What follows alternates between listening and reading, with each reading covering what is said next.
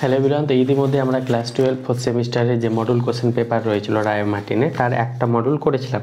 আজকে আমরা second module করব, যেখানে গ্রুপ এটা আজকে শেষ করার চেষ্টা করব। তো চলো করি। আগের ভিডিও যেটা দেখোনি তাদের ডিসক্রিপশনে লিঙ্ক আছে, সেখান থেকে দেখতে পারি।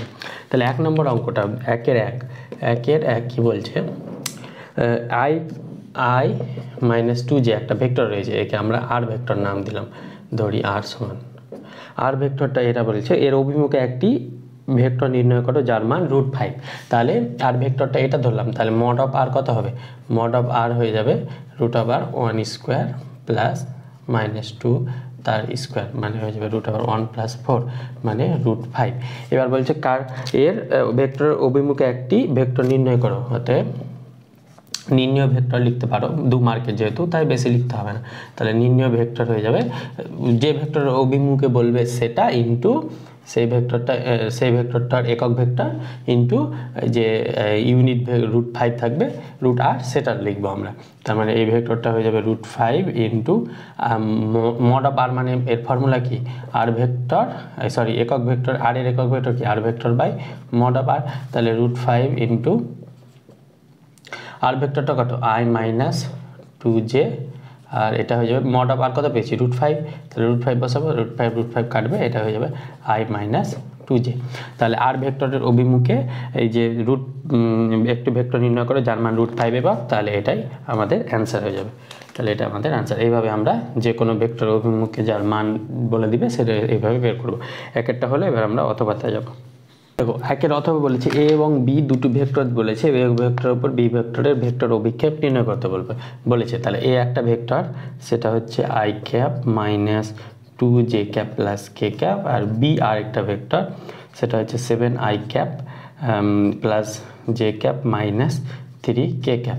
এবার বলেছে এ ভেক্টরের ওপর বি ভেক্টরের ভেক্টর অভিক্ষেপ নির্ণয় করতে বলেছে, সেটা আমরা কি করে করবো চলো।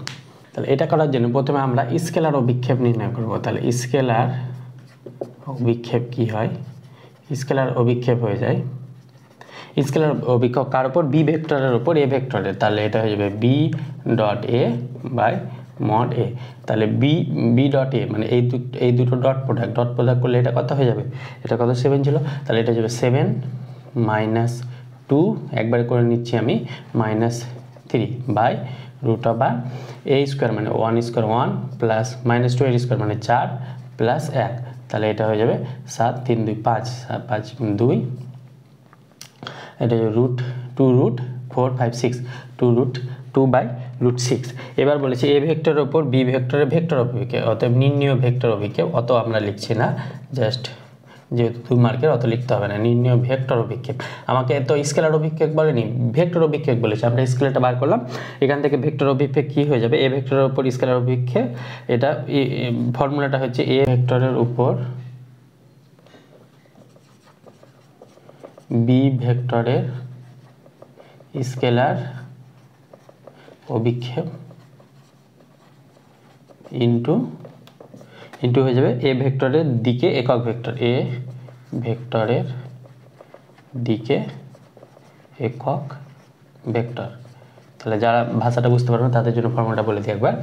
যদি কোন এ ভেক্টরের উপর বি ভেক্টরের ভেক্টর অভিক্ষেপ বলেছে, তার মানে এ ভেক্টরের উপর বি ভেক্টরের স্কেলার অভিক্ষেপের সঙ্গে মাল্টিপ্লাই হবে এ ভেক্টরের দিকে একক ভেক্টর। তাহলে এ ভেক্টরের উপর বি ভেক্টরের স্কেলার অভিক্ষেপ কত পেয়েছি? 2/√6 ইন্টু এ ভেক্টরের দিকে একক ভেক্টর। এ ভেক্টরের অভিমুখে একক ভেক্টর কি হবে? A by mod A. তাহলে এ কত? i minus 2j plus K, আর বাই মড এটা এখান থেকে নির্ণয় করবো √6। তাহলে এটা হয়ে যাবে 2/6 into i cap minus 2j cap plus K cap, তার মানে এটা হয়ে যাবে 1/3 i cap minus 2j cap plus K cap. এটা আমাদের অ্যান্সার। আশা করি বুঝতে পেরেছো। তাহলে এই ফর্মুলাটা ইম্পর্টেন্ট, ফর্মুলাটা আমরা কাজে লাগাবো। এবার 1-এর 2-এরটা যাবো। তাহলে 1-এর 2 দেখো 3টে বিন্দু দিয়েছে, একটা দিয়েছে sin θ, 2, cos θ। এই বিন্দুটির y অক্ষ থেকে দূরত্ব, তাহলে y অ্যাক্সিসের এই স্থানাঙ্ক কি হয়? 0 1 0। তাহলে এদের মধ্যে ডিস্টেন্স বার করতে বলেছে। তাহলে ডিস্টেন্স ফর্মুলা কি হয়ে যাবে? অতএব নির্ণয় দূরত্ব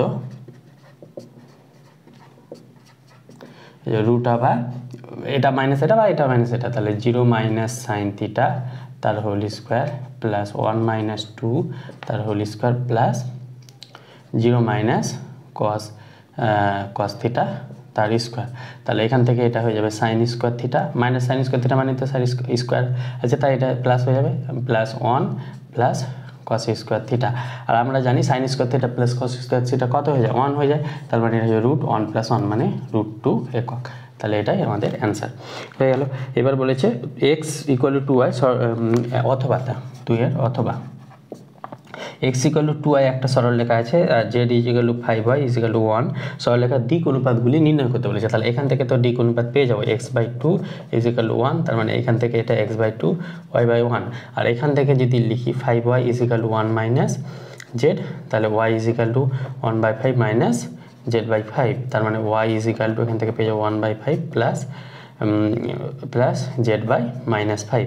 তাহলে দিক অনুপাতগুলি কী হবে, অতএব দিক অনুপাতগুলি হলো একটা কত হবে, x এর জন্য 2, 1 ও -5 x y z দিক অনুপাতগুলি আমরা পেয়ে গেলাম।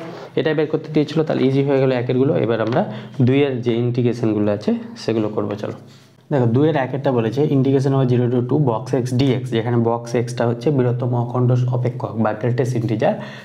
তাহলে গ্রেটেস্ট ইন্টিজার ফাংশন থাকলে তখন এটা এর ডেফিনেশন কী হয়ে যায়, √x যখন 0 হবে কখন, যখন 0 ≤ x ≤ 1, 1 হবে কখন, যখন 1 ≤ x <2, 2 হবে কখন, যখন 2 ≤ x <3।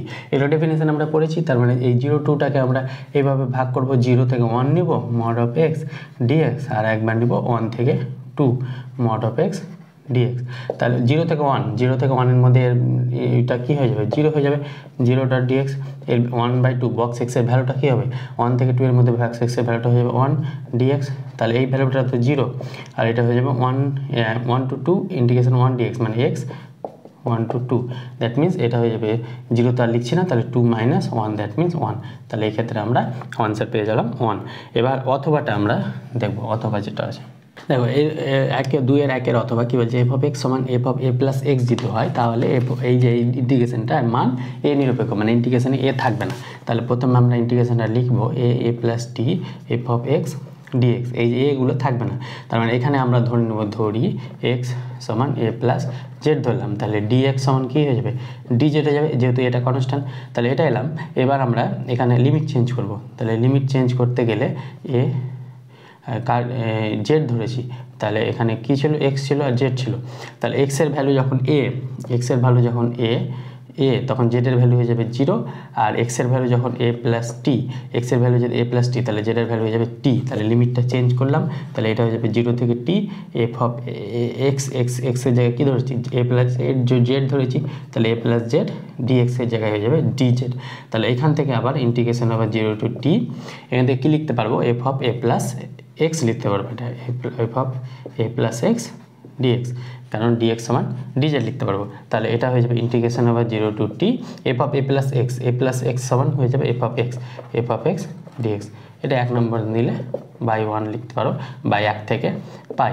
তাহলে এটা ইহা a নিরপেক্ষ, এখানে দেখো কোথাও a নাই, তাহলে a নিরপেক্ষ আমরা ইন্টিগ্রেশনটা পেয়ে গেলাম। তাহলে প্রমাণ a নিরপেক্ষ প্রমাণিত, ওটা তোমরা লিখে নেবে।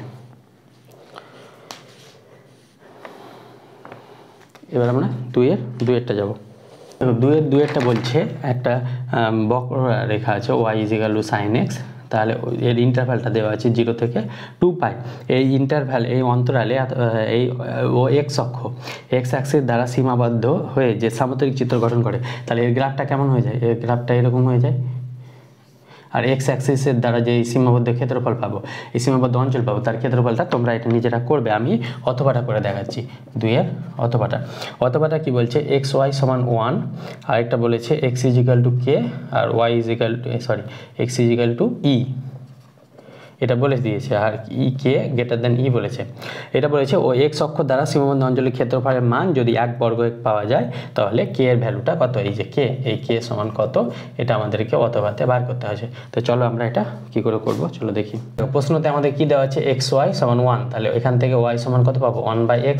তাহলে এবার ক্ষেত্রফল, নির্ণেয় ক্ষেত্রফলটা কত হবে, নির্ণেয় ক্ষেত্রফলটাকে যদি আমি a দিয়ে ডিনোট করি, তাহলে a সমান হয়ে যাবে ইন্টিগ্রেশন আবার কোথা থেকে কোথায় কি এক্সটা ভ্যারি করছে কে থেকে ইতে, তাহলে ইন্টিগ্রেশন ওভার ই থেকে কে, যেহেতু কেটা বড় তাই উপরে থাকবে কে ই থেকে কে ওয়াই ডিএক্স, তাহলে ওয়াই এর ভ্যালু কত 1/x ডিএক্স, তাহলে এর ভ্যালুটা কত পাবো, এর ভ্যালুটা পেয়ে যাবো ইন্টিগ্রেশন করলে log x ইন্টু ই কে, তাহলে এর ইন্টিগ্রেশন করলে কত পাবো log k মাইনাস log ই, তার মানে এখান থেকে পেয়ে যাবো log k বাই ই, তাহলে এই যে log k বাই ই এটা সমান আমরা প্রশ্নানুসারে কত দেওয়া আছে 1 বর্গ একক, তাহলে প্রশ্নানুসারে log k বা ই এটা সমান 1 হবে, তাহলে এখান থেকে যদি উভয় লগ উঠায় তাহলে উভয় পক্ষে ই নিতে হবে, তাহলে K by E is equal to E to the power 1, তাহলে ই আর লগটা সেখানে কেটে যায় বা মনে মনে উঠে যায়, তাহলে এটা যাবে কে বাই ই সমান ই, এখান থেকে কে এর ভ্যালু কত আসবে, কে এর ভ্যালু আসবে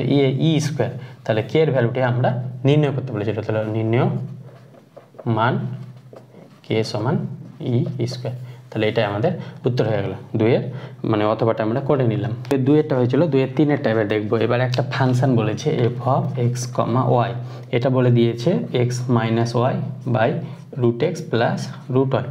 এই ফাংশনটা বলেছে এটা কি সমসত্ব অপেক্ষক, মানে এটা কি হোমোজিনিয়াস, তাহলে হোমোজিনিয়াস দেখার জন্য আমরা একটা জিনিস শিখেছিলাম, সেটা কি এফ অফ ল্যামডা এক্স সমান ল্যামডা ওয়াই, এটা যদি lambda F of X comma Y হয়ে যায় তাহলে ল্যামডার পাওয়ার এন যদি নিই তাহলে এটা হোমোজিনিয়াস হয়ে যায়, আর হোমোজিনিয়াসের এটা মাত্রাটা হয়ে যায় এন, তাহলে এটা আমরা শিখেছিলাম। তাহলে এখানে যদি এফ এক্সের জায়গায় আমরা ল্যামডা এক্স বসাই আর ওয়াইয়ের জায়গায় ল্যামডা বসাই, তাহলে এরকম কিছু কি আসছে, তাহলে যদি আসে তাহলে আমরা এটা পেয়ে যাব, তাহলে এটা হয়ে যাবে root lambda X plus root lambda Y, তাহলে এখান থেকে ল্যামডা কমন নিলে হয়ে যাবে এক্স মাইনাস ওয়াই, এখান থেকে রুট ল্যামডা কমন নিলে হয়ে যাবে root X plus root Y, তাহলে ল্যামডার ভ্যালুটা 1 মাইনাস ওপরে গেলে এটা 1 মাইনাস ল্যামডা টু দি পাওয়ারে কত হয়ে যাবে 1 মাইনাস হাফ, মানে হাফ হয়ে যাবে পাওয়ারে, বা এটা কাটলে এটা রুট ল্যামডা হয়ে যাবে, তাহলে রুট ল্যামডা মানে lambda to the power half লিখতে পারবো, আর এটা F of X comma Y হয়ে গেল, তাহলে lambda to the power N F of X Y আকারে লিখতে পারছি, তার মানে এটা কি সমসত্ব অপেক্ষক, তো লিখে দেবে হ্যাঁ এটা সমসত্ব অপেক্ষক, আর এর মাত্রা কত,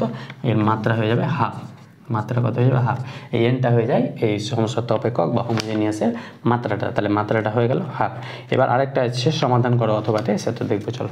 এটা এই যে একটা ডিফারেন্সিয়াল ইকুয়েশন বা অবকল সমীকরণ, এটাকে সমাধান করতে হবে, তাহলে ডি ওয়াই বাই ডিএক্স সমান এটা ধরেছে, তাহলে আমরা ধরে নিব এক্স মাইনাস ওয়াই, ধরি এক্স মাইনাস ওয়াই সমান জেড, তাহলে এর ডেরিভেটিভ করলে কত হবে 1 minus D Y by DX is equal to D Z by DX, তাহলে এখান থেকে ডি ওয়াই বাই ডিএক্স কত পাবো, এখান থেকে 1 minus dz by DX is equal to dy by DX, তাহলে এই dy বাই ডিএক্স এর ভ্যালুটা এখানে বসাবো, তাহলে dy বাই ডিএক্স সমান কত পাবো 1 minus dz by DX is equal to 1 plus E to the power Z, কারণ এক্স মাইনাস ওয়াই সমান জেড ধরেছি, তাহলে এই 1 কেটে গেল, তাহলে এখান থেকে dz বাই ডিএক্স সমান কে যাবে minus E to the power Z, মাইনাসটা ওদিকে নিলাম।